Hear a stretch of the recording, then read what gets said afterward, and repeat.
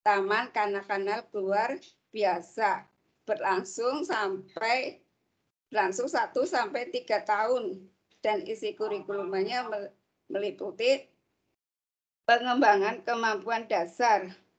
Di antaranya isinya Pancasila, moral Pancasila, agama, disiplin, perasaan, emosi, dan juga kemampuan bermasyarakat, pengembangan bahasa, daya pikir, daya cipta, keterampilan dan pendidikan jasmani. Usia anak itu diterima sekurang-kurangnya 3 tahun. Itu bagi TK LB 3 tahun.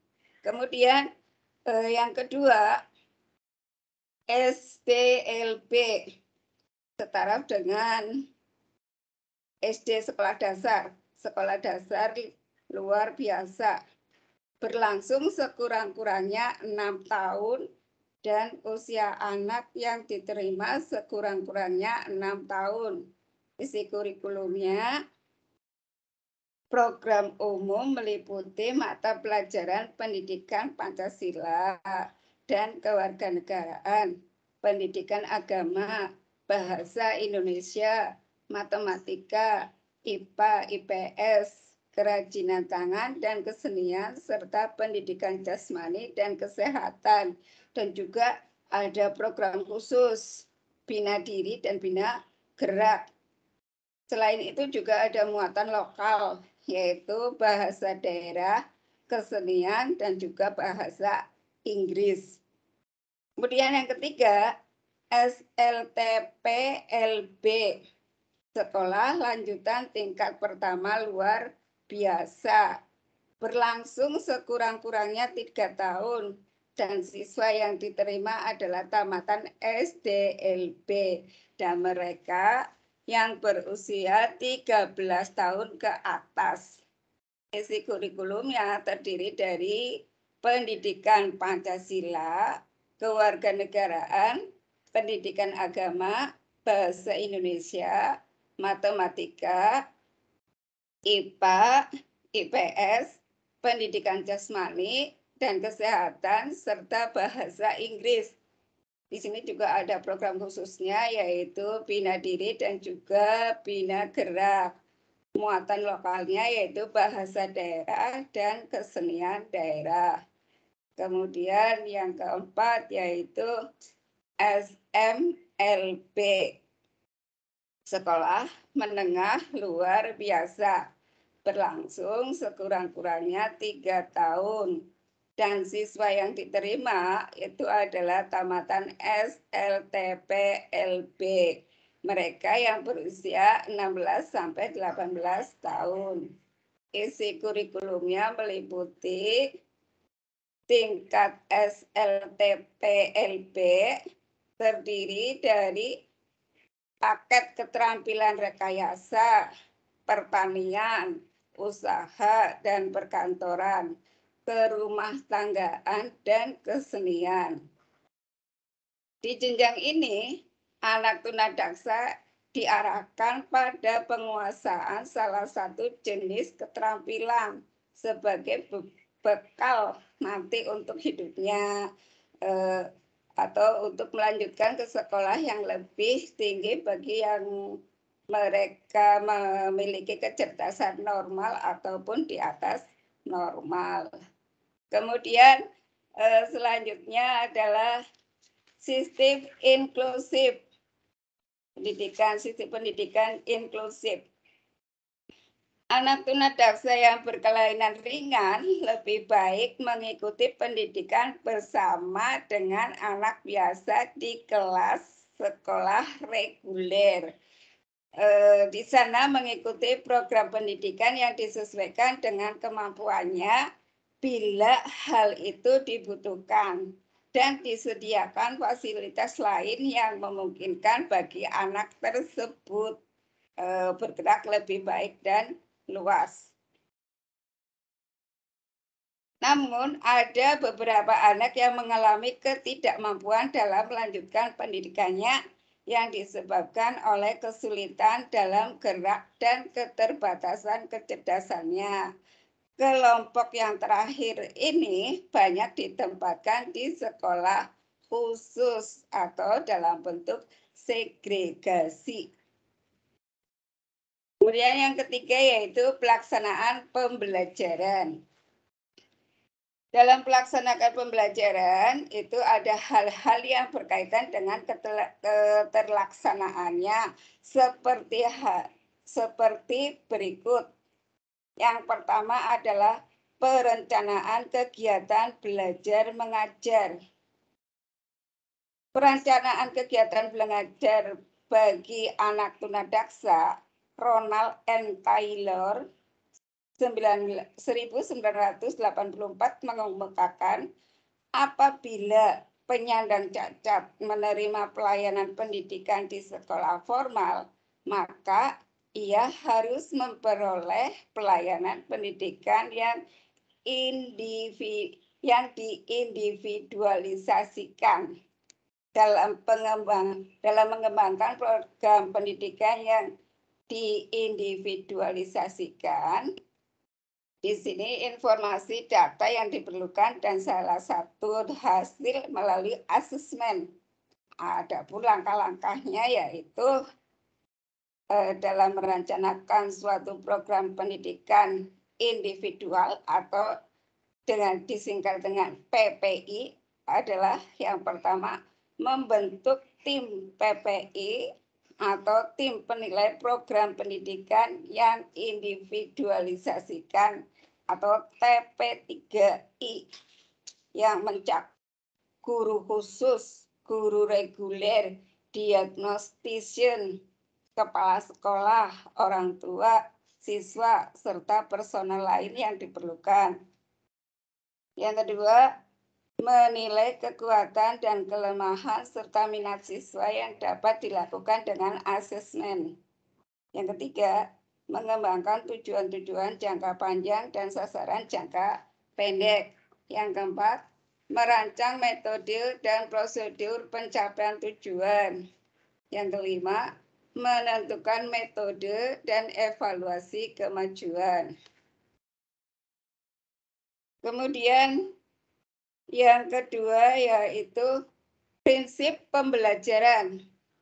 Ada beberapa prinsip pembelajaran bagi anak tunadaksa, diantaranya yaitu prinsip multisensori atau biasa dikenal dengan banyak indera. Proses pendidikan anak tunadaksa sedapat mungkin memanfaatkan dan mengembangkan indera-indera yang ada dalam diri anak. Karena banyak anak tunadaksa yang mengalami gangguan indera. Dengan pendekatan multisensori, kelemahan pada indera lain dapat difungsikan sehingga dapat membantu proses pemahaman. Jadi menggunakan indera. Kemudian yang kedua yaitu prinsip individualisasi. Ini artinya bahwa titik tolak layanan pendidikan adalah kemampuan anak secara individu. Model layanan pendidikannya dapat berbentuk klasikal atau individual. Nah, dalam model klasikal, layanan pendidikan diberikan pada kelompok individu yang cenderung memiliki kemampuan yang hampir sama dan bahan pelajaran yang diberikan pada masing-masing anak sesuai dengan kemampuan mereka masing-masing. Kemudian yang keempat adalah penataan lingkungan belajar dan sarana khusus. Berhubung anak tunadaksa mengalami gangguan motorik, maka dalam mengikuti pendidikan membutuhkan kelengkapan khusus dalam lingkungan belajarnya. Di antaranya yaitu gedung sekolah. Gedung sekolah sebaiknya dilengkapi ruangan atau sarana tertentu yang memungkinkan dapat mendukung kelancaran kegiatan bagi anak tunadaksa di sekolah. Bangunan-bangunan gedung sebaiknya dirancang dengan memprioritaskan 3 kemudahan. Di antaranya anak mudah keluar masuk, mudah bergerak dalam ruangan, mudah mengadakan penyesuaian atau segala sesuatu yang ada di ruangan itu mudah untuk digunakan. Musyafak Asyari 1995. Beberapa kondisi khusus mengenai gedung sekolah, diantaranya yang pertama, macam-macam ruangan khusus, seperti ruangan poliklinik atau UKS untuk pemeriksaan dan perawatan kesehatan anak, ruangan untuk latihan bina gerak atau fisioterapi, ruang untuk bina bicara atau speech therapy, ruang untuk bina diri, terapi okupasi, dan ruang bermain serta lapangan. Itu ruangan-ruangan khusus. Kemudian selain ruangan khusus, itu ada jalan masuk. Sekolah sebaiknya dibuat keras dan rata yang memungkinkan anak tunadaksa yang memakai alat bantu ambulasi seperti kursi roda, tripod, bridge, kruk, dan lain sebagainya itu bisa bergerak dengan aman. Kemudian tangga sebaiknya disediakan jalur lantai yang dibuat miring dan landai. Selanjutnya, lantai bangunan baik di dalam atau di luar gedung sebaiknya dibuat dari bahan yang tidak licin. Kemudian pintu-pintu ruangan sebaiknya lebih lebar dari pintu biasa dan daun pintunya dibuat mengatup ke dalam. Untuk menghubungkan bangunan atau kelas yang satu dengan yang lain sebaiknya disediakan lorong atau koridor yang lebar dan ada pegangan di tembok agar anak dapat mandiri berambulasi. Pada beberapa dinding lorong dapat dipasang cermin besar untuk digunakan anak mengoreksi sendiri sikap posisi jalan yang salah. Ya, jadi di sini anak bisa melihat sendiri ya bagaimana dia berpose. Kemudian kamar mandi atau kamar kecil ya, buat kamar kecil sebaiknya dekat dengan kelas-kelas agar anak muda dan segera dapat menjangkaunya. Dipasang WC duduk agar anak tidak perlu berjongkok pada waktu menggunakannya. Kelas sebaiknya dilengkapi dengan meja dan kursi yang dikonstruksikan disesuaikan dengan kondisi kecacatan anak. Misalnya, tinggi meja kursi dapat disetel, pegangan dan sandaran kursi dimodifikasi, dan dipasang bel atau sabuk agar aman. Kemudian yang kelima, itu personil. Personil yang dibutuhkan dalam penyelenggaraan pendidikan anak tunadaksa adalah sebagai berikut. Yang satu, guru yang berlatar belakang pendidikan luar biasa, khususnya pendidikan anak tunadaksa. Berarti di sini gurunya juga latar belakangnya itu ya pendidikannya harus disesuaikan. Kemudian yang kedua, guru yang memiliki keahlian khusus, misalnya keterampilan dan kesenian. Yang ketiga, guru sekolah biasa. Yang keempat, dokter umum. Yang kelima, dokter ahli ortopedi. Yang keenam, neurolog. Dan yang terakhir yaitu ahli terapi lainnya seperti ahli terapi bicara, fisioterapi, dan bimbingan konseling, serta ortotis protetis. Kemudian yang keenam yaitu evaluasi. Evaluasi belajar dilakukan sesuai dengan berat dan ringannya kelainan. Contohnya, anak yang kelainannya ringan dapat mengikuti pembelajaran secara reguler dan hanya membutuhkan program khusus, maka evaluasinya akan mengikuti evaluasi yang berlaku secara reguler dan bagi program khususnya harus dievaluasi secara khusus. Anak yang kelainannya berat tentu saja harus dievaluasi sesuai dengan kebutuhan dan program yang diperuntukkan kepadanya, serta berlangsung secara terus-menerus dengan memakai sistem penilaian yang khusus pula.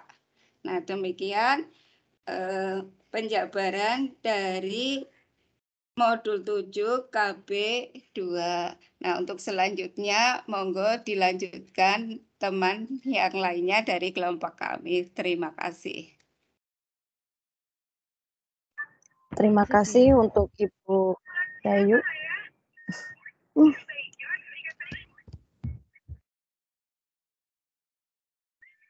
Ya, langsung aja nggih Mbak moderator, maaf sebelumnya. Bu Sulis ya. Langsung kita beranjak ke kegiatan belajar 3 yaitu tentang definisi, klasifikasi, penyebab dan dampak ketunalarasan.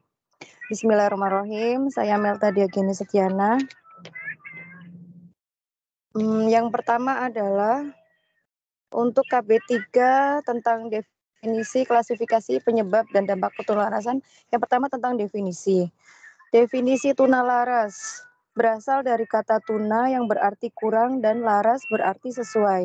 Jadi anak tunalaras berarti anak yang bertingkah laku kurang sesuai dengan lingkungan. Perilakunya sering bertentangan dengan norma-norma yang terdapat di dalam masyarakat tempat ia berada. Dalam peraturan pemerintah nomor 72 tahun 1991 disebutkan bahwa tunalaras adalah gangguan atau hambatan atau kelainan tingkah laku sehingga kurang dapat menyesuaikan diri dengan baik terhadap lingkungan keluarga, sekolah, dan masyarakat. Sementara itu, masyarakat lebih mengenalnya dengan istilah anak nakal.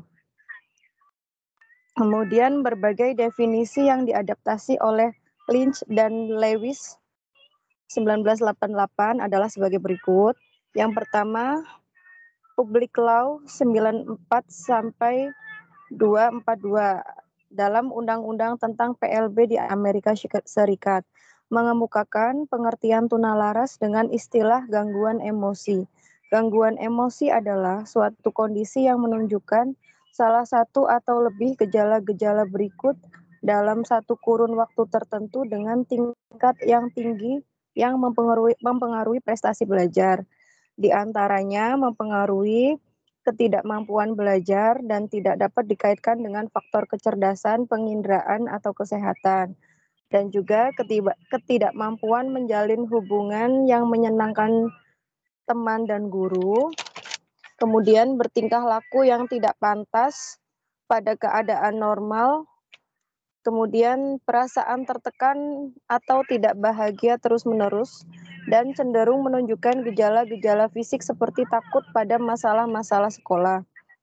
Kemudian menurut Kaufman 1977 mengemukakan bahwa penyandang tunalaras adalah anak yang secara kronis dan mencolok berinteraksi dengan lingkungannya dengan cara yang secara sosial tidak dapat diterima atau secara pribadi tidak menyenangkan, tetapi masih dapat diajar untuk bersikap yang secara sosial dapat diterima dan secara pribadi menyenangkan. Kemudian menurut Smith dan Mercer 1981 mengemukakan bahwa anak tunalaras adalah anak yang secara kondisi dan terus-menerus menunjukkan penyimpangan tingkah laku tingkat berat yang mempengaruhi proses belajar meskipun telah menerima layanan belajar serta bimbingan seperti anak lain. Ketidakmampuan menjalin hubungan baik dengan orang lain dan gangguan belajarnya tidak disebabkan oleh kelainan fisik, saraf, atau intelijensia. Dan yang keempat, menurut Nelson 1981, mengemukakan bahwa tingkah laku seorang murid dikatakan menyimpang jika menyimpang dari perilaku yang oleh orang dewasa dianggap tidak normal menurut usia dan jenis kelaminnya. Penyimpangan terjadi dengan frekuensi dan intensitas tinggi. Penyimpangan berlangsung dalam waktu yang relatif lama. Dari beberapa definisi, dapat disimpulkan bahwa Batasan mengenai tunalaras sangatlah sulit karena definisi tersebut harus menggambarkan keadaan anak tunalaras secara jelas. Adapun beberapa komponen yang penting yang harus diperhatikan yaitu ada dua. Yang pertama adalah adanya penyimpangan perilaku yang terus-menerus menurut norma yang berlaku sehingga menimbulkan ketidakmampuan belajar dan penyesuaian diri. Yang kedua, penyimpangan itu tetap ada walaupun telah menerima layanan belajar serta bimbingan. Kemudian di bagian selanjutnya ada klasifikasi anak tunalaras. Klasifikasi anak tunalaras ada dua. Yang pertama adalah klasifikasi yang dikemukakan oleh Rosenberg dan kawan-kawan 1992, yaitu anak tunalaras dapat dikelompokkan atas tingkah laku yang beresiko tinggi dan rendah. Yang beresiko tinggi yaitu hiperaktif, agresif, pembangkang, delinkuensi, dan anak yang menarik diri dari pergaulan sosial. Sedangkan yang beresiko rendah yaitu autisme dan skizofrenia. Secara umum, anak tunalaras menunjukkan ciri-ciri tingkah laku yang ada persamaannya pada setiap klasifikasi, yaitu kekacauan tingkah laku, kecemasan, dan menarik diri, kurang dewasa, dan agresif. Selain pembagian di atas, masih banyak tingkah laku anak-anak yang dapat digolongkan tunalaras yang belum mendapat layanan khusus. Misalnya anak yang merasa bahagia bila melihat api karena ingin selalu membakar saja, anak yang suka meninggalkan rumah, penyimpangan seks, dan sebagainya. Kemudian klasifikasi yang kedua, yaitu sistem klasifikasi kelainan perilaku yang dikemukakan oleh Quay 1979 dalam Samuel A. Kirk dan James J. Gallagher 1986 yang dialih bahasakan oleh Muhammad Amin dan kawan-kawan 1991 halaman 51 adalah sebagai berikut. Yang pertama, anak yang mengalami gangguan perilaku yang kacau atau conduct disorder mengacu pada tipe anak yang melawan kekuasaan, seperti bermusuhan dengan polisi dan guru, kejam, jahat, suka menyerang, hiperaktif. Yang kedua, anak yang cemas atau menarik diri, anxious withdraw, adalah anak yang pemalu, takut-takut, suka menyendiri, peka, dan penurut. Mereka tertekan batinnya.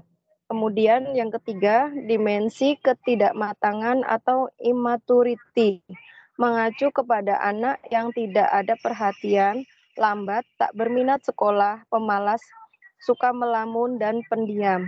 Mereka mirip seperti anak autistik. Kemudian yang keempat, anak agresi sosialisasi atau sosialis agresif, mempunyai ciri atau masalah perilaku yang sama dengan gangguan perilaku yang bersosialisasi dengan gang tertentu. Anak tipe ini termasuk dalam perilaku pencurian dan pembolosan. Mereka merupakan suatu bahaya bagi masyarakat umum. Dan bagian selanjutnya adalah penyebab ketunalarasan. Adapun faktor penyebab timbulnya masalah perilaku sangatlah kompleks, namun faktor ini dapat dikelompokkan sebagai berikut. Yang pertama adalah adanya faktor keturunan. Faktor keturunan adalah adanya garis keturunan yang menderita depresi. Dapat menambah kemungkinan bagi seseorang mempunyai depresi. Tetapi hal itu dapat saja tidak terjadi jika individu tersebut tidak menghadapi peristiwa hidup yang dapat menimbulkan depresi. Kemudian faktor yang kedua adalah faktor kerusakan fisik, yaitu faktor-faktor sebagai pencetus yang menyebabkan gangguan emosional dalam hal ini, antara lain kelainan saraf, cedera, problem kimiawi tubuh dan metabolisme, genetika, dan penyakit. Yang ketiga, faktor lingkungan. Penyebab masalah perilaku karena faktor lingkungan antara lain hubungan keluarga yang tidak harmonis, tekanan-tekanan masyarakat, pengaruh sekolah seperti interaksi guru dan murid, atau antara murid itu sendiri yang tidak baik, pengaruh komunitas pada anak dan remaja, dan lain sebagainya. Yang terakhir, faktor-faktor lain yang keempat, yaitu faktor yang tidak kalah pentingnya, misalnya adalah pengaruh alkohol dan penyalahgunaan obat-obatan. Yang bagian terakhir untuk KB3 ada dampak anak tunalaras. Itu ada 3 dampak. Yang pertama dampak akademik. Kelainan perilaku akan mengakibatkan adanya penyesuaian sosial dan sekolah yang buruk.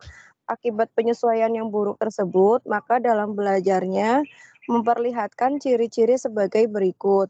Dampak akademik, yang pertama, pencapaian hasil belajar yang jauh di bawah rata-rata. Yang kedua, seringkali dikirim ke kepala sekolah atau ruangan bimbingan untuk tindakan disipliner. Yang ketiga, seringkali tidak naik kelas atau bahkan keluar sekolahnya. Yang keempat, seringkali membolos sekolah. Yang kelima, lebih sering dikirim ke lembaga kesehatan dengan alasan sakit, perlu istirahat. Yang keenam, anggota keluarga, terutama orang tua, lebih sering mendapat panggilan dari petugas kesehatan atau bagian absensi. Yang ketujuh maksud saya, orang yang bersangkutan lebih sering berurusan dengan polisi. Kedelapan, lebih sering menjalani masa percobaan dari yang berwenang. 9, lebih sering melakukan pelanggaran hukum dan melanggar tanda-tanda lalu lintas. Yang ke-10, lebih sering dikirim ke klinik bimbingan. Kemudian dampak tunalaras pada dampak sosial atau emosional. Dampak sosial atau emosional anak tunalaras meliputi ada 2 aspek. Yang pertama aspek sosial, yaitu masalah yang menimbulkan gangguan bagi orang lain dengan ciri-ciri perilaku tidak diterima oleh masyarakat dan biasanya melanggar norma budaya, dan perilaku melanggar aturan keluarga, sekolah, dan rumah tangga. Kemudian yang kedua, perilaku tersebut ditandai dengan tindakan agresif, yaitu tidak mengikuti aturan, bersifat mengganggu, mempunyai sikap membangkang atau menentang, dan tidak dapat bekerja sama. Dan aspek selanjutnya yaitu emosional, yaitu adanya hal-hal yang menimbulkan penderitaan bagi anak, seperti tekanan batin dan rasa cemas. Yang kemudian adanya rasa gelisah seperti malu, rendah diri, ketakutan, dan sangat sensitif atau perasa. Yang ketiga, dampak fisik atau kesehatan, yaitu anak tunalaras ditandai dengan adanya gangguan makan, gangguan tidur, dan gangguan gerakan atau tik. Seringkali anak merasakan ada sesuatu yang tidak beres pada jasmaninya.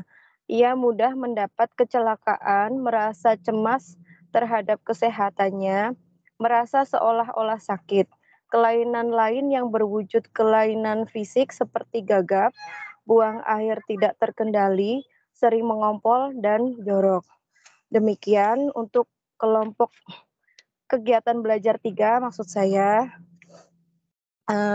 Semoga kita semua diberikan kesehatan jasmani rohani ya, dan terhindar dari masalah tunalaras. Dan selanjutnya untuk KB4 akan dibacakan oleh saya. Terima kasih. Iya, terima kasih Mbak Melda. Untuk selanjutnya KB3 akan dibacakan Mbak Khalida. Monggo Mbak Khalida. Ya, terima kasih Bu Yayu. Okay. Untuk selanjutnya saya akan menyampaikan KB4, yaitu kebutuhan khusus dan profil pendidikan anak tunalaras. Kebutuhan khusus anak tunalaras meliputi yang pertama, kebutuhan akan penyesuaian lingkungan belajar. Yang kedua, kebutuhan untuk mengembangkan kemampuan fisik. Yang ketiga, kebutuhan akan penugasan keterampilan khusus untuk bekal hidup.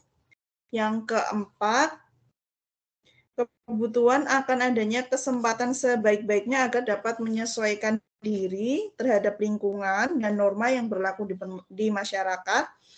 Yang kelima, kebutuhan akan adanya suasana yang tidak menambah rasa rendah diri dan rasa bersalah bagi anak tunalaras.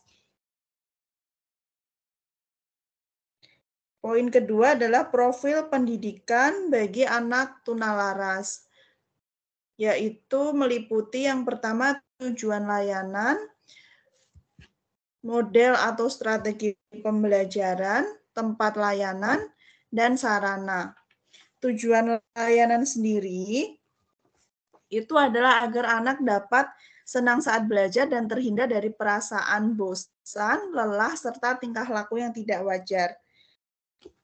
Kondisi-kondisi yang tidak menguntungkan pada anak tunalaras meliputi lingkungan fisik yang kurang memenuhi persyaratan, seperti bangunan sekolah dan fasilitas yang tidak memadai, ukuran kelas yang kecil dan sanitasi yang buruk, dan yang B, disiplin sekolah yang kaku dan tidak konsisten seperti peraturan sekolah yang memberi hukuman tanpa memperhatikan berat dan ringannya pelanggaran siswa. C, guru yang tidak simpatik sehingga situasi belajar tidak menarik. Akibatnya siswa sering membolos dan berkeliaran di jam-jam belajar. Yang D, kurikulum yang digunakan itu tidak sesuai dengan kebutuhan anak. Anak-anak harus mengikuti kurikulum bagi semua anak, walaupun tidak sesuai dengan bakatnya. Sehingga anak merasa jenuh dan lelah. Yang E, metode dan teknik mengajar yang kurang mengaktifkan anak dapat mengakibatkan anak bosan dan merasa lelah. Yang kedua dari profil pendidikan anak tunalaras adalah model atau strategi pembelajaran. Model layanan. Model-model pendekatannya yaitu sebagai berikut, yaitu model biogenetik. Model ini dipilih berdasarkan asumsi bahwa gangguan perilaku disebabkan oleh kecacatan genetik. Yang kedua, model behavioral atau tingkah laku. Model ini mempunyai asumsi bahwa gangguan emosi merupakan indikasi ketidakmampuan menyesuaikan diri yang terbentuk, bertahan, dan mungkin berkembang karena interaksi dengan lingkungan baik di sekolah maupun di rumah.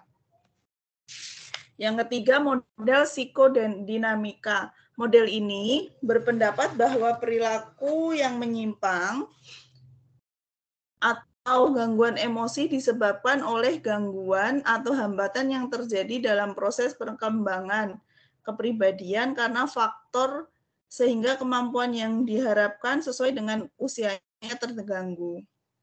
Yang keempat, model ekologis. Model ini menganggap bahwa kehidupan ini terjadi karena adanya interaksi antar individu dengan lingkungannya. B, teknik pendekatan yang digunakan dalam mengatasi masalah perilaku diantaranya. Yang pertama, perawatan dengan obat. Yang kedua, motivasi perilaku. Dan yang C, mengatakan perilaku yang diterima. Perawatan dengan obat itu dapat mengurangi atau menghilangkan gangguan perilaku seperti adanya perbaikan perhatian, hasil belajar dan nilai tes yang baik, serta anak hiperaktif menuju arah perbaikan. Modifikasi perilaku, contohnya, jika seorang anak kecil mengisap ibu jari jika menonton TV, orang tua mematikan TV selagi ibu jari di mulut anak dan menyalakan TV jika ia tidak mengisap ibu jarinya. Dalam hal ini, anak akan belajar jika ia ingin TV menyala, maka ia tidak boleh mengisap ibu jari. Sehingga dapat disimpulkan bahwa mengisap ibu jari adalah operan yang dikendalikan oleh stimulus. Stimulus di sini adalah matinya TV. Pengkondisian operan berdasarkan prinsip dasar bahwa perilaku adalah suatu fungsi konsekuensi penerapan stimulus positif, yaitu TV menyala segera setelah suatu respon merupakan hukuman. Dan yang ketiga, mengatakan perilaku yang diterima. Tes analisis dilaksanakan dengan cara menata tujuan dan tugas dengan lengkap, membuat tugas dengan terperinci sehingga anak dapat melakukannya. Barulah anak mengerjakan tugas itu dalam jangka waktu tertentu. Yang ketiga adalah strategi psikodinamika. Tujuan pendekatan psikodinamika adalah membantu anak menjadi sadar akan kebutuhan, keinginan, dan kekuatannya sendiri. Yang keempat, strategi ekologi, yaitu pendekatan teknik yang mengasumsikan bahwa dengan diciptakannya lingkungan yang baik, maka perilaku anak akan baik pula. Selanjutnya adalah tempat pelayanan. Tempat pelayanan meliputi dua, yaitu tempat khusus dan di sekolah inklusi. Tempat khusus meliputi sekolah luar biasa anak tunalaras atau lebih dikenal SLBE. Sedangkan untuk sekolah inklusi itu dikhususkan untuk anak hiperaktif, distrabilitas, dan yang terakhir anak impulsivitas. Untuk anak hiperaktif, di sini adalah dimensi anak yang bertingkah laku kacau. Ciri-ciri anak hiperaktif yaitu gerakannya terlalu aktif, tidak bertujuan, tidak mau diam sepanjang hari, bahkan waktu tidur ada yang melakukan gerak di luar kesadaran. Yang kedua yaitu suka mengacau teman-teman sebayanya. Dalam bertindak hanya menurutkan kata hatinya sendiri dan mudah tersinggung. Ciri ketiga anak hiperaktif yaitu sulit memperhatikan dengan baik. Hal itu diakibatkan karena disfungsi otak, kekurangan oksigen, kecelakaan fisik, keracunan serbuk timah, kekurangan gizi pada saat masa tumbuh kembang, dan kemungkinan kekurangan gizi saat kehamilan, kemiskinan, dan lingkungan keluarga yang tidak sehat. Teknik yang dilakukan untuk anak hiperaktif yaitu bisa melakukan medikasi. Medikasi di sini adalah penggunaan obat-obat dan diet. Diet dalam pengurangan zat pewarna atau penyedap rasa.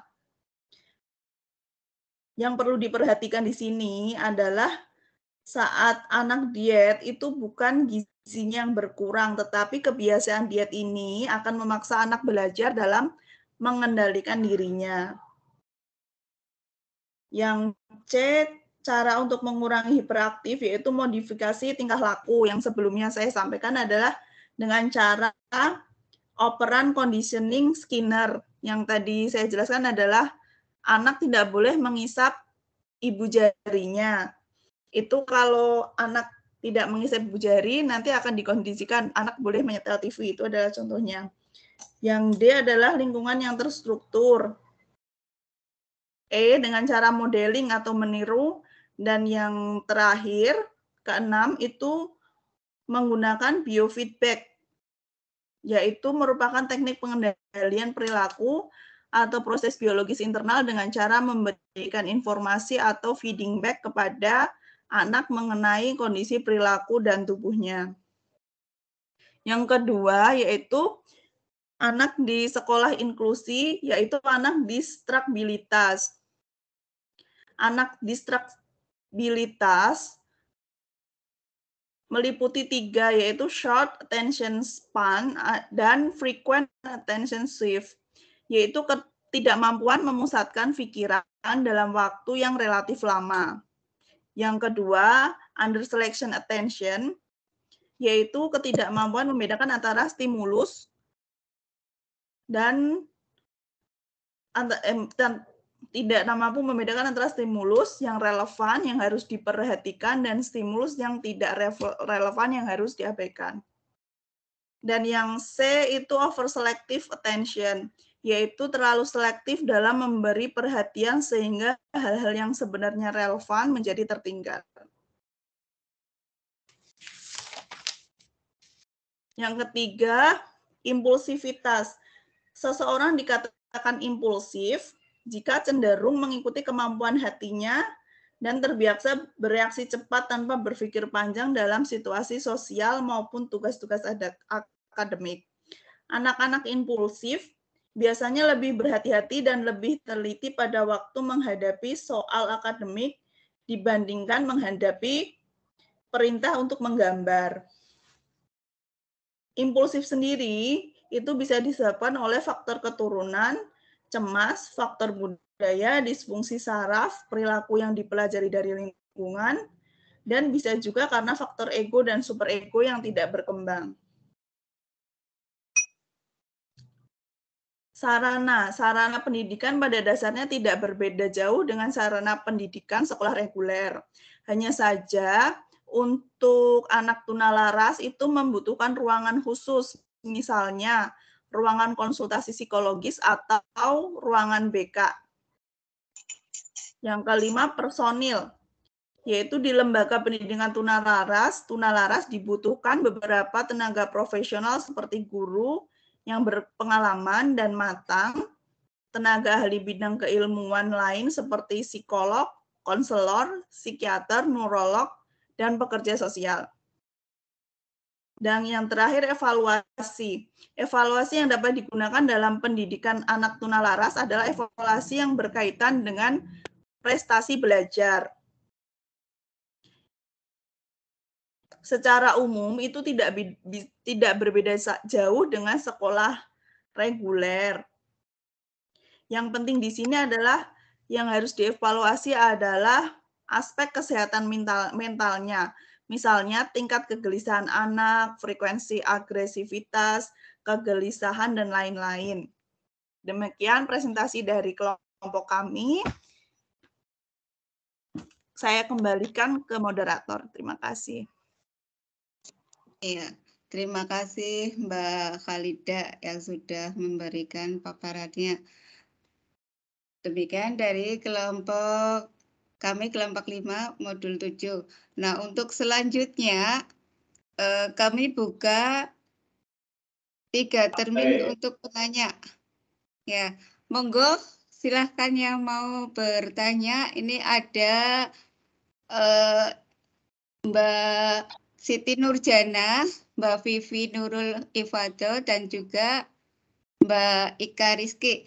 Ini ya, silahkan Mbak Siti Nurjana. Ya, Bu Yayu, terima kasih untuk kesempatannya. Yang ingin saya tanyakan itu pada modul 7 titik, halaman 7.19, kalau tidak salah, itu kan ada Halaman terapi berapa, Mbak? 7.19. Iya. Itu ada tentang terapi okupasi. Nah, itu apa yang dimaksud dengan teori okupasi? Terima kasih. Teori lagi, terapi, astagfirullah. Oke, matur nuwun. Ya, terima kasih Mbak Siti Nurjana. Apa yang dimaksud dengan terapi okupasi, nggih? Ya. Nah, untuk sekalian ya Pak ya, tiganya Pak Jati. Nggih, Pak. Oke, 3. Oke. Nah, untuk selanjutnya Mbak Vivi. Monggo Mbak Vivi. Mbak Vivi Nurul Ifadlo. Terima kasih Bu Yayu atas kesempatannya. Pertanyaan saya untuk kelompoknya Bu Yayu ada 2. Yang pertama tentang tunadaksa ya Bu. Adakah korelasi atau hubungan antara kecacatan pada tunadaksa dengan kecerdasannya? Jadi maksudnya kecacatannya yang misalnya makin parah atau makin berat, apakah mempengaruhi kecerdasannya? Kemudian yang kedua tentang tunalaras. Tadi kan dikatakan tunalaras itu penyimpangan perilaku ya, atau anak-anak yang susah diatur seperti itu. Kalau anak-anak pang yang ada di jalan-jalan itu ya Bu, di lampu merah itu termasuk anak-anak tunalaras apa bukan? Mohon diberi penjelasannya. Terima kasih. Nggih.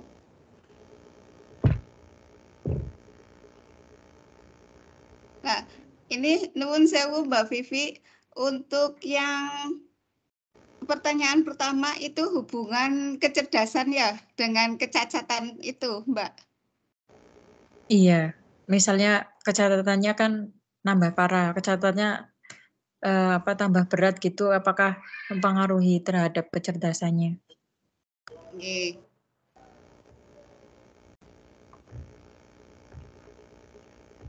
Ya, jadi saya ulangi lagi ya Mbak Vivi ya.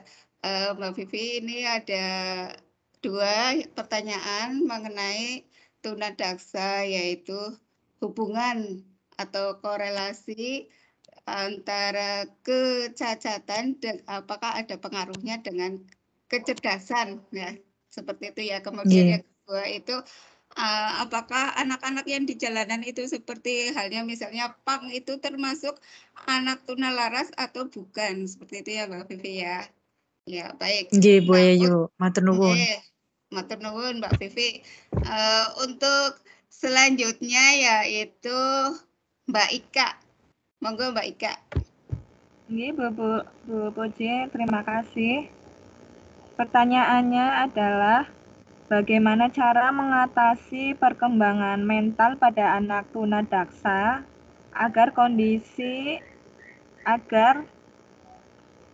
agar tidak menjadi memburuk, Bu. Agar kondisinya tidak menjadi memburuk, bagaimana mengatasinya? Nggih.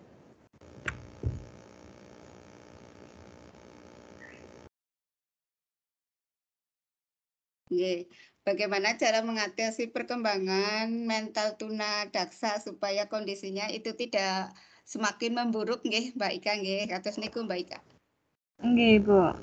Nggih, matur nuwun. Ya, saya buka 3 termin ini ya. Di sini ada 3 penanya. Pertama itu dari Mbak Siti Nurjana. Di situ ditanyakan pada halaman 7.19 apa yang dimaksud dengan terapi okupasi. Kemudian dari Mbak Vivi Nurul, apa hubungannya antara kecerdasan dengan ada pengaruhnya kecerdasan dengan kecacatan yang dimiliki. Terus selain itu juga anak pang itu termasuk tunadaksa, tunalaras atau bukan. Kemudian dari Mbak Ika Rizky, bagaimana cara mengatasi perkembangan mental tunadaksa supaya kondisinya itu tidak semakin memburuk. Ya, monggo teman-teman barangkali ada yang mau menjawab pertanyaan dari 3 penanya ini. Monggo. Ya, izin jawab Bu yang pertanyaan pertama dari Ibu Siti Nurjana tentang terapi okupasi nggih. Nggih, monggo Mbak Melta. Terapi okupasi adalah bentuk terapi atau perawatan untuk membantu seseorang dengan masalah fisik, sensorik, atau kognitif. Melalui terapi ini, seseorang dengan masalah tersebut dapat menjalani setiap aktivitasnya dengan lebih mandiri. Terapi okupasi dapat dilakukan pada orang di segala usia termasuk pada anak-anak. Pada anak, terapi ini dapat membantu melakukan kegiatan sehari-hari seperti belajar, menulis, bermain, atau sekedar makan dan memakai pakaian. Jadi selama terapi berlangsung, terapis akan memberikan kegiatan yang membantu anak untuk menemukan cara dalam melakukan segala aktivitas yang dirasa sulit bagi mereka. Begitu, Bu. Sudah jelas, Bu Siti Nurjana? Untuk contohnya membantu kursi roda untuk berpindah tempat seperti itu, Bu. Menggunakan kursi roda untuk berpindah tempat contohnya. Ya.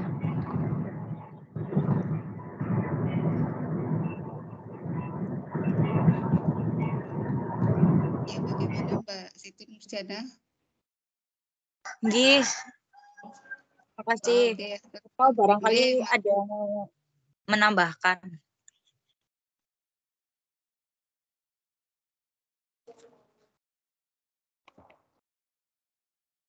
ya barangkali dari teman atau dari kelompok yang lain mau menambahkan monggo, atau dari Pak Jati. Monggo Pak Jati. Saya nanti Bu, setelah dibahas oleh kelompok dan juga rekan-rekan yang lain. Ya. Oh, nggih, Silakan Pak. dulu Nggih. teman yang lain.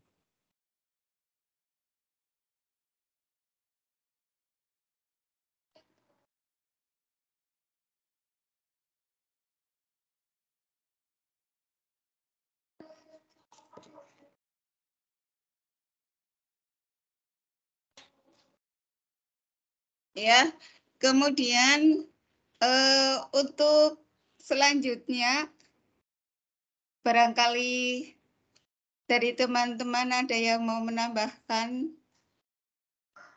monggo. Atau dari kelompok lain bisa memberi Izin tambahan menambahkan, atau Bu. masukan. Nggih, monggo, Mbak Khalida. Ya. Izin menambahkan dari tadi yang ditanyakan Mbak Siti Nurjana itu terapi okupasi ya Mbak ya. Iya, Iya, itu Mbak. udah benar yang disampaikan Mbak Melta. Itu adalah terapi yang diberikan kepada anak berkebutuhan khusus. Set tambahannya itu biasanya diberikan kepada anak-anak yang mengidap cerebral palsy.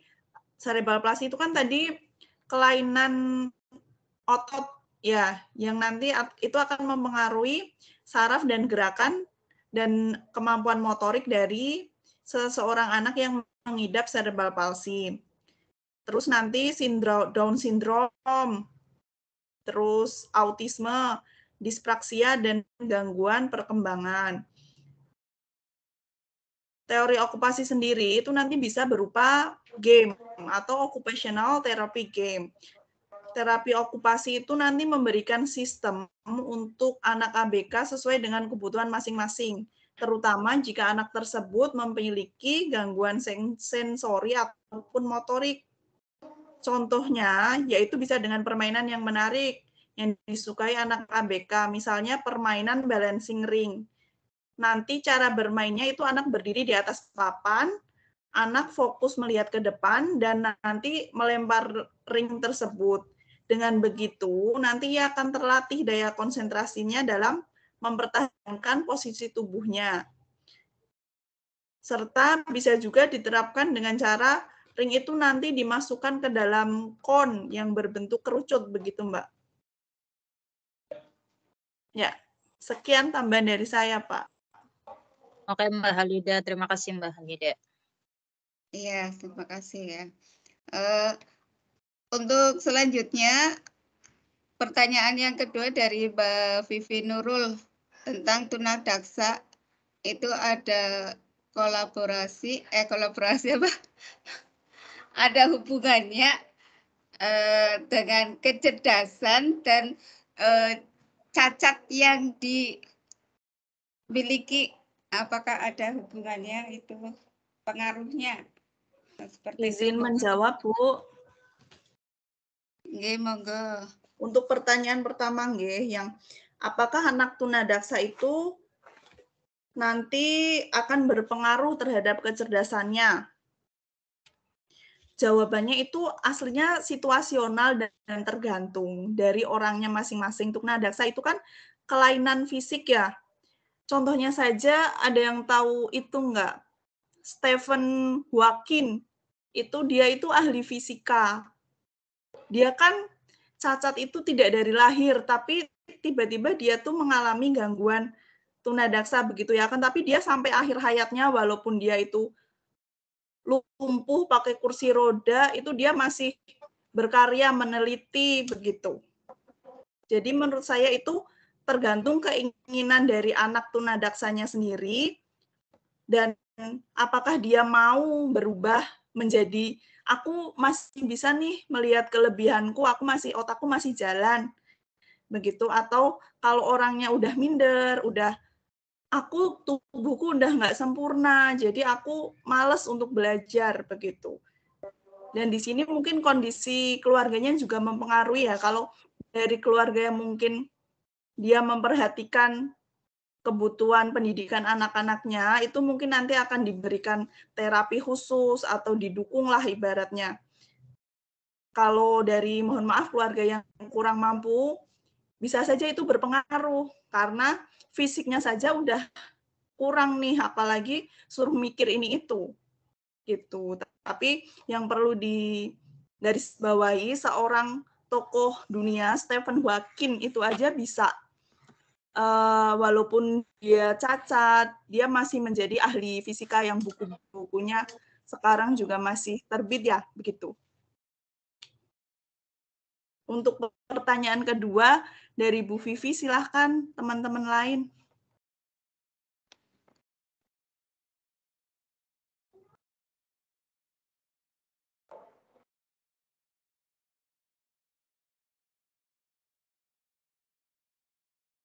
Ya, Bismillahirrahmanirrahim, menambahkan yang tadi untuk kecerdasan, hubungan tunadaksa dengan kecerdasan dari pertanyaannya Ibu Vivi, menurut saya tergantung dari indikasi tunadaksa yang diderita. Kalau misalnya tunadaksa yang diderita itu seperti cerebral palsy atau lumpuh otak, yaitu tentu saja akan mempengaruhi kecerdasannya ya. Karena sudah sakit otak itu kan bagaimana otak bisa maksimal untuk berpikir, ya pasti akan mempengaruhi kecerdasannya begitu.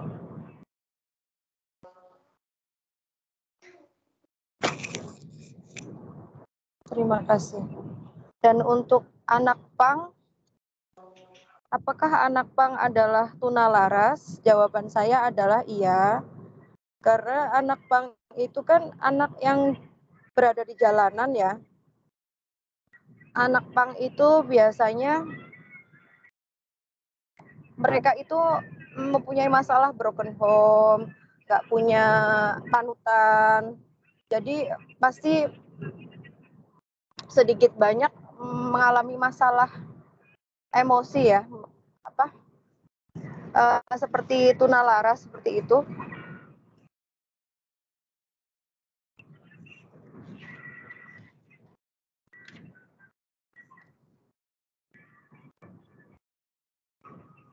Ya, saya akan menambahkan sedikit dari Mbak Melta ya mengenai jawaban dari Mbak Melta mengenai anak-anak pang itu termasuk tunalaras atau bukan.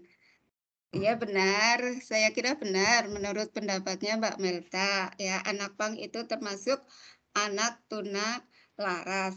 Karena apa? Biasanya kan anak-anak pang tersebut itu banyak masalah, baik itu di lingkungan keluarga ataupun pribadinya ya itu ya. Nah, di situ anak-anak yang masalah tersebut itu biasanya masuk dalam kelompok tunalaras. Karena apa? Anak tersebut itu tidak suka dengan adanya aturan-aturan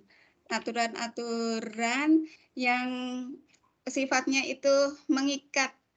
Jadi dia itu lebih senang bebas seperti ya itu tadi kalau anak pang bebas di jalanan seperti itu. Jadi tidak terikat dengan aturan-aturan lingkungan keluarga misalnya seperti itu. Nah, di situ mereka lebih suka berada di tempat-tempat yang bebas dan tanpa aturan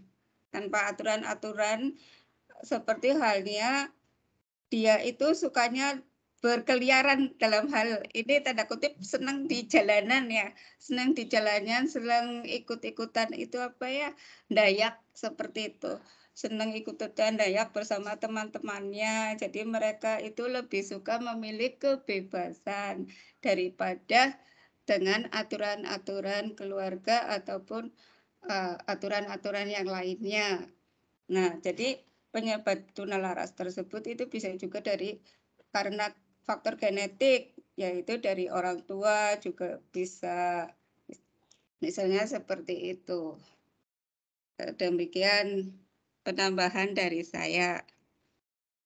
Begitu Mbak Vivi, bagaimana Mbak Vivi jawabannya? Sudah puaskah? Nggih, matur nuwun. Sami-sami. Ya. Nah, untuk selanjutnya yaitu dari pertanyaan dari Mbak Ika.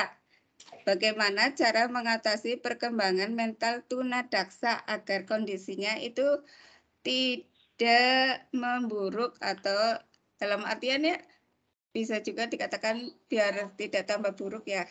Bu Seperti Yayu, itu. izin untuk menjawab pertanyaan Mbak Ika. Bagaimana cara mengatasi perkembangan anak agar tidak memburuk ya? Yang pertama, anak dilatih untuk percaya diri. Yang kedua, di mana biasakan anak sejak kecil untuk berbaur dengan orang lain, bisa di tengah-tengah keluarga. Nah, di mana kita tahu bahwa era sekarang itu cukup pemikiran dan terbuka pada anak dan khusus tanpa menggadget ke arah yang lebih buruk. Nah, dengan seperti itu, anak akan merasa lebih aman dan terbiasa hidup di tengah masyarakat. Yang kedua, ciptakan hubungan baik antara anak dan orang tua. Hubungan baik antara anak dan tunadaksa sangatlah penting. Karena keakraban yang terjadi bisa membuat anak nyaman untuk cerita maupun berdiskusi apa yang menjadi keluh kesahnya, sehingga orang tua akan memiliki jiwa yang lebih sehat. Yang ketiga, biasakan gaya hidup sehat. Supaya anak tumbuh dengan baik, orang tua harus memberikan gizi anak melalui makanan yang dimakan. Tidak perlu mahal, yang penting asupan gizinya tercukupi. Yang keempat, menyalurkan emosi buruk pada anak tertentu. Artinya di sini, hal ini penting supaya anak bisa menyalurkan emosi negatifnya. Orang tua bisa menyediakan peralatan melukis, menggambar, ataupun produktivitas yang lain. Artinya ketika anak itu mengalami sebuah emosi, dia bisa mencurahkannya melalui bisa melukis, menggambar, atau yang lainnya. Yang kelima, membuat suasana rumah yang penuh dengan rasa optimisme. Di mana suasana rumah yang penuh optimisme akan lebih menjadi interaksi antara orang tua dan anak yang nantinya akan menjadikan anak lebih berpikir positif, yang mana dengan dukungan kasih sayang, motivasi, dan kedisiplinan. Yang keenam, berikan kepercayaan pada anak. Melatih anak untuk mengambil keputusan mengenai hidupnya dan dukungan keputusan yang dilakukan anak. Apabila anak mengambil keputusan menurut orang tua tidak tepat, orang tua bisa menjelaskan dampak yang mungkin terjadi, tetapi pada akhirnya anak akan memilihnya. Yang ketujuh, dengarkan dengan baik pendapat anak. Ketika orang tua mendengarkan pendapat anak dengan baik, dapat membuat anak merasa dihargai. Maka disitulah kepercayaan diri akan terbangun. Selain itu, pada akhirnya juga akan membuat anak menghargai orang lain ketika dia berbicara. Yang terakhir, ajarkan anak untuk tidak menghakimi orang lain. Ajarkan anak untuk menghakimi orang lain ketika menghakimi orang lain bisa membuat lain tidak nyaman, yang mana pastinya akan menimbulkan hal-hal yang tidak diinginkan. Seperti itu Bu, monggo barangkali ada teman yang lain bisa menambahkan untuk cara mengatasinya. Oke, Bapak Ibu, karena waktu batas nih. Tadi mungkin saya akan meluruskan saja. Tadi jawaban-jawaban dari Bapak Ibu sekalian saya anggap sudah mendekati gitu ya, dan memang keadaannya demikian. Hanya saya ingin meluruskan sedikit saja dari pertanyaan dari Bu Vivi tadi, nggih, kalau tidak salah ya. Yang jawaban rekan-rekan tentang anak-anak tunalaras gitu ya. Pada dasarnya Bapak Ibu, anak tunalaras itu kan anak yang mengalami hambatan dalam pengendalian emosi dan kontrol sosial gitu ya. Tetapi pada anak-anak yang anak pang gitu ya, itu bukan termasuk pada anak tunalaras Bapak Ibu. Memang itu penyimpangan sosial, tetapi bukan pada anak tunalaras. Mengapa demikian?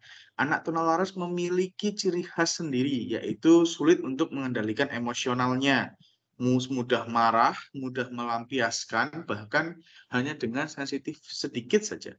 Misalkan itu di bibirmu masih ada nasi, kenapa? Memang salahnya saya apa? Kamu ngomong seperti itu dan lain sebagainya. Sangat sensitif sekali. Jadi memang kontrol sosialnya kurang, kontrol emosinya juga kurang. Jadi pada anak-anak pada anak yang pang tadi kita bisa mengatakan adalah itu bukan anak tunalaras, Bapak Ibu sekalian. Itu sekali lagi bukan anak tunalaras. Nah, karena prinsip anak pang itu sendiri, karena saya juga dulu pernah mengobservasi anak pang gitu ya, pada tahun 2010, anak pang itu hanya menginginkan suatu kebebasan dalam berkreasi, kebebasan dalam memilih, kebebasan dalam kehidupan. Tidak bisa diatur dalam gelombang apapun. Tetapi mereka masih memiliki rasa kontrol emosi dan kontrol sosial yang sangat baik sebetulnya. Tetapi ketika anak tunalaras ini tidak bisa. Sekarang saya mengatakan demikian. Yang pertama, ciri tunalaras itu adalah kurangnya percaya diri. Nah, ada tidak di anak pang? Semua anak pang sangat percaya diri dengan bajunya yang seperti itu dan lain sebagainya. Ya, saya mohon Bapak Ibu bisa on cam ya, supaya saya lebih mudah untuk menjelaskan gitu ya. Nah, di situ kita bisa melihat ya bahwasannya ciri dari satu ciri saja anak pang itu bukan tunalaras. Yes, anak pang itu bukan tunalaras. Nah, yang kedua itu ada kalau tidak salah sering menunjuk atau sikap curiga kepada orang lain. Anak pang itu tidak curiga dengan orang lain. Mereka tuh lebih masa bodoh dengan orang lain. Masa bodoh dengan apa yang ada di lingkungan dia, yang terpenting adalah dia minta makan ketika dikasih, dia akan makan, ketika tidak dikasih, dia akan cari tempat lain. Itu hanya prinsipnya seperti itu saja. Dan memiliki rasa rendah diri. Saya rasa dari anak-anak pang itu rendah diri juga tidak ya, tetapi mereka memiliki rasa malah optimisme yang sangat tinggi. Dan sekali lagi, anak tunalaras itu adalah salah satunya suka sekali mengisolasi diri. Apa ciri-ciri anak-anak tunalaras yang mudah kita temui di sekitar kita? Yaitu adalah anak-anak introvert, Bapak Ibu sekalian. Tahu ya, anak introvert ya, ketika dia memiliki permasalahan, dia lebih suka mengurung diri, tidak bertemu dengan orang lain, dan lain sebagainya itu. Ya, jadi memang inilah yang sebetulnya kita pahami bersama gitu ya tentang anak-anak tunalaras gitu ya. Jadi bukan berarti anak pang itu adalah tunalaras, no, itu berbeda sekali. Mereka punya optimisme, mereka punya rencana dalam kehidupannya, yaitu tadi rencana pada anak pang itu adalah freedom, kebebasan tanpa arah. Mereka bebas melakukan apapun, bahkan melakukan apapun dengan PD-nya mereka. Jadi begitu ya. Jadi berbeda sekali dengan anak-anak tunalaras, gitu ya. Jadi memang anak pang itu berbeda. Dan juga anak pang itu memiliki yang namanya kepedean juga sangat tinggi. Tadi ya saya sudah mengatakan dengan baju, dengan gayanya, freestyle-nya yang seperti itu, dia masih bisa melakukan apapun yang dia inginkan. Nah, tetapi tunalaras tidak bisa. Dia lebih sering mengisolasi dirinya. Dia lebih sering mencemaskan dirinya. Contoh saja anak-anak tunalaras. Ketika anak tunalaras ini diajak pergi berpergian menggunakan motor. Oh iya, misalkan ya, contohnya adalah anak tunalaras. Oh iya, mau kemana? Saya mau ke Brebes Kota. Mau ikut? Ayo ikut yuk. Naik apa? Naik motor. Jalannya baik enggak? Terus nanti kalau motor yang lain ngebut-ngebut gimana? Terus nanti kalau ada fuso, kalau ada motor, kalau ada mobil gimana? Terus kamu bisa nggak bawa mobilnya? Terus dia merasa tangannya sudah mulai ketakutan dan juga kecemasan yang sangat tinggi sampai berkeringat. Dia itu kekhawatirannya sangat tinggi, Bapak Ibu. Jadi ketika anak pang dikatakan adalah anak tunalaras, itu berbeda sekali. Ya. Itu pengelurusan saja. Tetapi untuk pertanyaan dari kedua tadi, saya rasa sudah bisa menimbulkan solusi yang terbaik buat Bapak Ibu semua. Cuman ketika tadi anak pang dikatakan anak tunalaras, ini sangat keliru. Ya. Saya harap tadi rintitan dari atau ciri tentang tunalaras itu sangat jelas.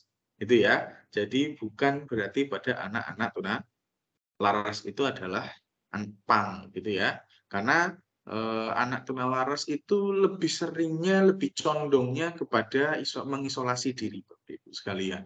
Kadang terkena sindiran sedikit, dia langsung takut, kadang mencakar dirinya sendiri, kadang menapuk dirinya sendiri, dan lain sebagainya yang dia lakukan. Bahkan merasa salah dengan dirinya, kecemasannya yang berlebihan gitu ya. Nah, jadi hal-hal itulah yang terjadi pada anak-anak tunalaras. Jadi bahkan anak tunalaras itu bisa mencederai dirinya sendiri, Bapak Ibu. Bahkan bisa mencederai orang sekelilingnya. suka sekali permusuhan terhadap orang lain karena sensitivitasnya tadi. Dan itu yang terjadi adalah kecemasan yang sangat tinggi, kekhawatiran yang sangat tinggi yang terjadi pada anak-anak tunalaras. Begitu nggih, Bapak Ibu sekalian nggih. Untuk pertanyaan yang kedua tadi saya rasa sudah bisa untuk dikembangkan dan bisa untuk dilakukan dengan baik gitu ya. Dan saya rasa presentasi tadi juga sangat baik Bapak Ibu. Mudah-mudahan di hari-hari berikutnya kita tinggal 2 kali lagi gitu ya. Mudah-mudahan nanti bisa berjalan lebih lancar lagi.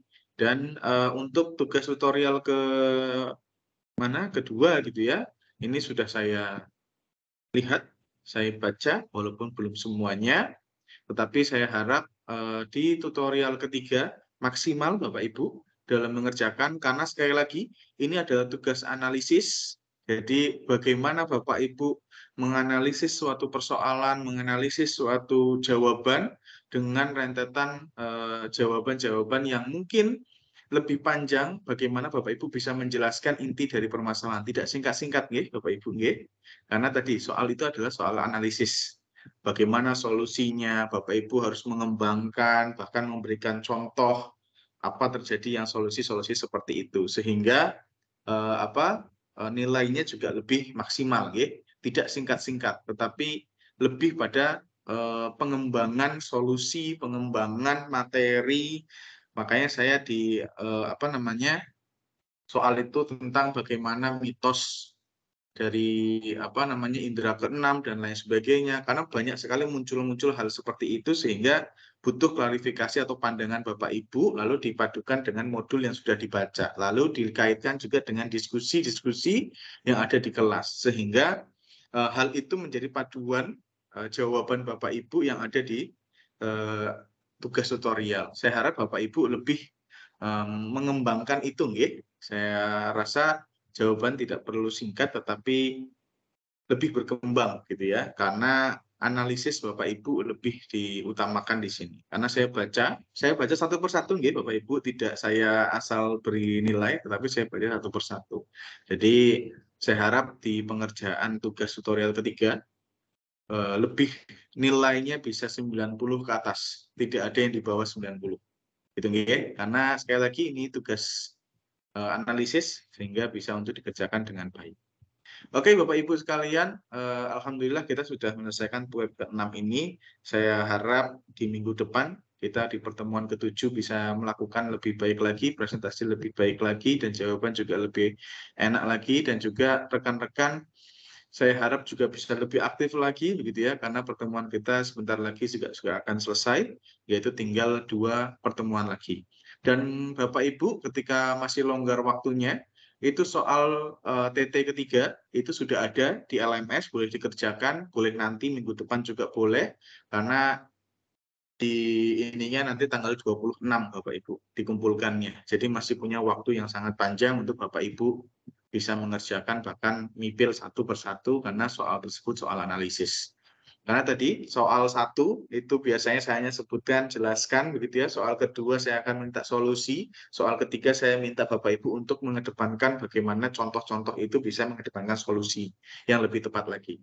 Nah ini bagaimana rentetan pada tingkatan-tingkatan soal yang ada.